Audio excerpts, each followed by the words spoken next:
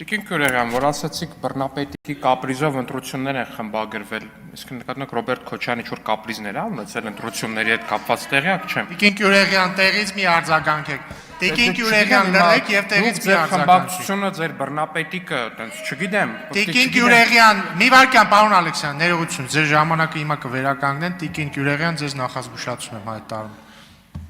Չգիտեմ, հիմա ինչ եք որոշել գաք այս ամբիոնից Ռոբերտ Քոչյանին բռնապետիկ անվանել, հատկապես որ մենք նրա կապրիզներին էլ այդքան առանձնապես ծանոթ չէինք, Տիկին Քյուրեղյան։ Տիկին Քյուրեղյան, լռեք։